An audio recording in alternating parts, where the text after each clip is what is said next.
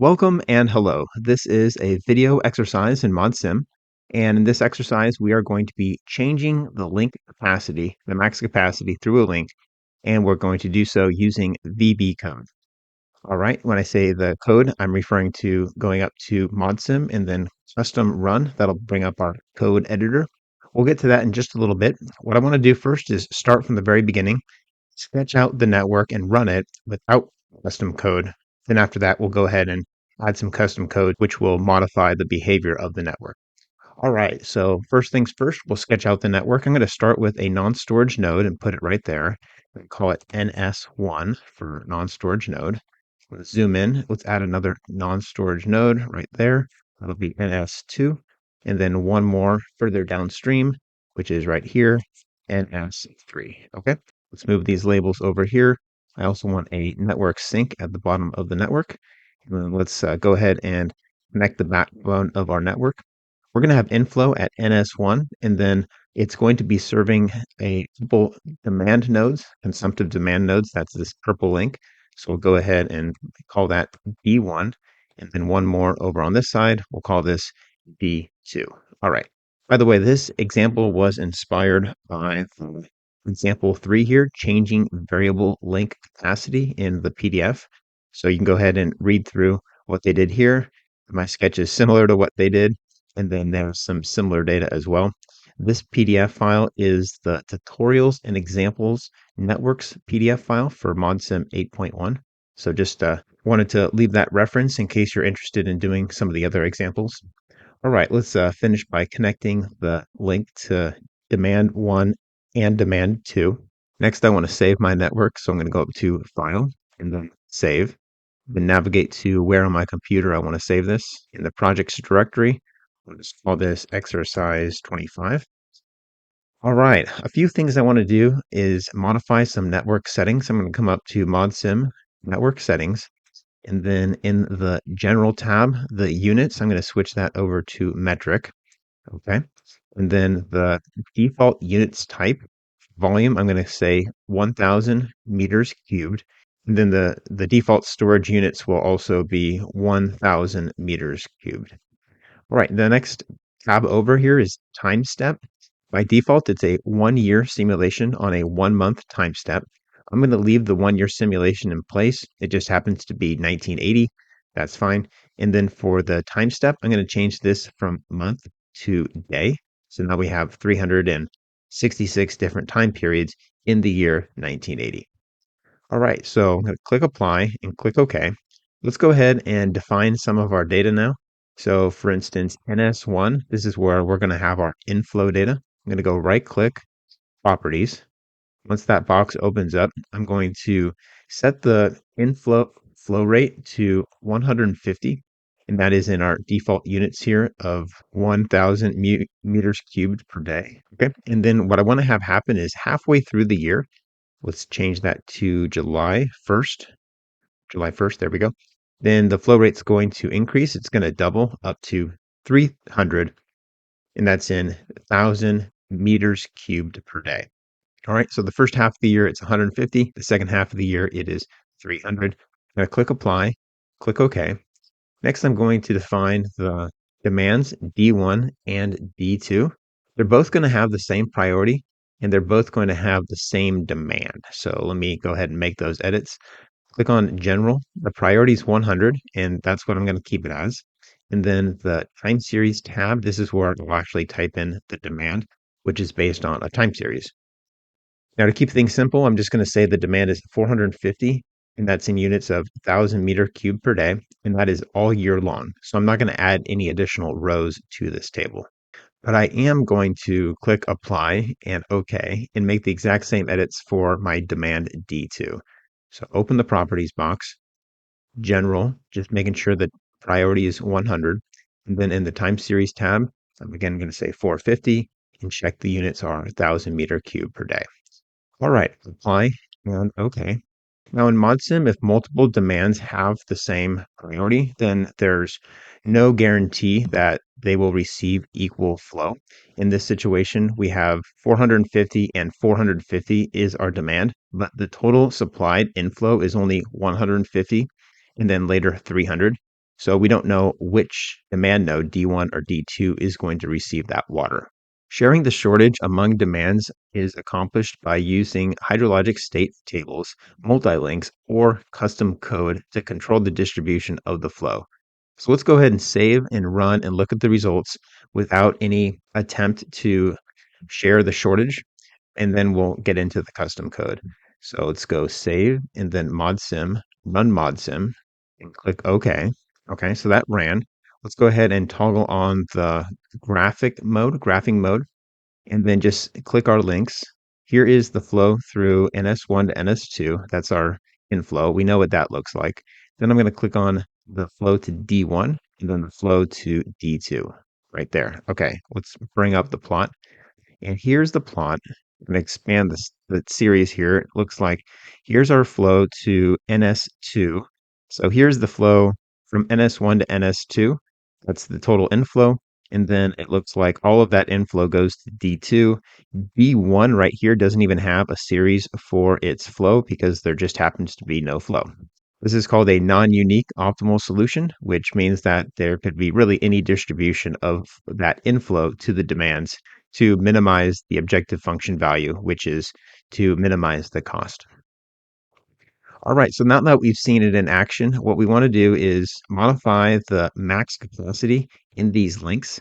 So if I open up the property from NS2 to D2, for instance, we have this maximum capacity, which is set at like 30 billion or something.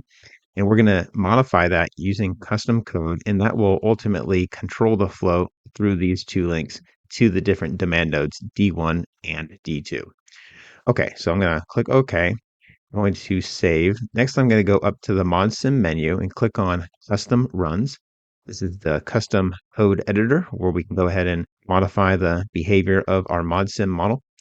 In the top right corner, select the programming language. I'm going to switch this over to VB.NET, simply because the examples in the PDF file here show the VB.NET. So that's just what I'm going with. All right, I'm going to start off by defining a link, 3 links in fact. It'll be this link right here, NS1 to NS2, the link to D1, and then the link to D2. So let me scroll down here, and just above the on initialize subroutine is where I'll put it, paste, and then here is the code. So I'm just going to call it 2D1, 2D2, and then inflow link. I'm going to add the message right here, declare variables, just so it's a little bit more user friendly, easier to understand what's happening. Just below that, in the on initialize subroutine, I'm going to paste in the code to assign those 3 link objects. So this is pretty much the same thing for all 3 lines. We take the individual variable to D1 and we're assigning it to the link, find link, that is ns2 underscore D1, which happens to be this link right here. Okay. Same thing for 2D2 and inflow link, because those are the labels between the adjacent nodes, upstream node to downstream node. That's just what I named the link. You can name the link whatever you want. Okay. And then the subroutine just below that is on iteration top. And what I'm going to add here is just hard coding that maximum capacity. So for 2D1, which is right here, I'm going to set that to 250. And then 2D2 right here, I'm going to set that to 80. So the maximum flow through this link, which used to be 30 billion, is now 80. And when it was 30 billion, or essentially no maximum, then the entire flow of 150 and then later 300 was all going to our demand node D2. And that's now going to be constrained because it cannot flow more than 80 based on this constraint right here. Now, I know I'm not using the inflow link, but we'll use that probably in the next example. All right, so let's go ahead and save, compile, and run. I'm going to save first by going up to File and then Save. It's asking me where I want to save this script. So let's navigate to the project directory. I'm just going to call it script1, and then .vb will be the file extension, and save. Okay, so that's saved. And now to compile it, go up to the File menu and then click on Compile. And then what the user manual says is just say yes to this. So I'll say yes. And then down here, we have the message that says it was built with no errors. So that looks good. Let's go File and now Run. Okay, so it looks like that ran, it closed, and let's check out our results. So as before, I'm going to use the graphing mode. Looks like it's already on. And then I'm going to click the three links that we're interested in. Here's the inflow link. I'm going to minimize that. And then here's the link to D1. Okay, and then the link to D2. Now let's bring up those plots. All right, I expand this data right here. All right, so what we're looking at here is the inflow, which we know is 150 and then 300. And then here is the flow to D2, and this is a constant 80. So that makes sense because that is the maximum flow that can even go through that link. And then the difference would basically be the flow to D1, I presume, because the demand for both nodes is way up at 450. And then here is D1. Kind of hard to tell. I don't like this coloring. It looks like it starts at 70 for the first half of the year, and then it would go up to, what is this, 220, which makes sense because that's 300 minus 80, and then 70 is 150 minus 80.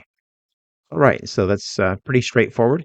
We could actually create this situation right here just using the actual controls in the user interface. So for instance, I could have set this to 80 for the entire year, and I could also change it based on date.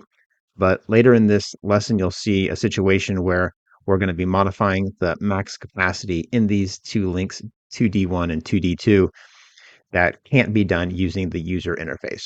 All right, let's go back to the code editor. I'm going to make one change, and what it's going to do is share the flow from NS1 to NS2 equally between demand node D1 and D2. And the way I'm going to do that is I'm going to take the flow from NS1 to NS2, divide it by 2, and then set that quotient as the max capacity through these two links. So if we scroll down a little bit, we already have this inflow link defined and then later assigned, so we can use that. So within this on iteration top, I'm going to remove what we had before, paste in something different. And what we're doing here is defining a new variable called half inflow as an integer, and it's going to be that link flow, which is 150 or 300, and then dividing it by 2. So this is the object, and then here is the flow property. So that's reading in each time step, which for us is each day. All right, down below here, what we're doing is similar to before. Instead of it just being a constant 80 or 250, we're assigning it that variable that we calculated right up here, and that's going to be 75 and 150 for both D1 and D2's max link capacity for that year of 1980. All right, so that's all we need to do there. Enough explaining. Let's go ahead and file, save. I'm just going to save over this existing script1.bb file. You may want to create separate VB files and separate scripts if you wanted to have control over loading in files from the past, but I'm just going to overwrite this existing script, then click compute, click OK. I think that ran. Let's go ahead and go file and run. All right, that finished up. And then let's return to our GUI to look at the results. So with the graphing mode on, I'm going to click on NS1 to NS2. We know what that looks like. Here's the flow to D1. Click that link, and then the flow to D2. Click that link. Here are the results. Right here in blue, this is the total inflow, and then here's the flow to D1. Looks like it's 75 and 150, and then here's the flow to D2.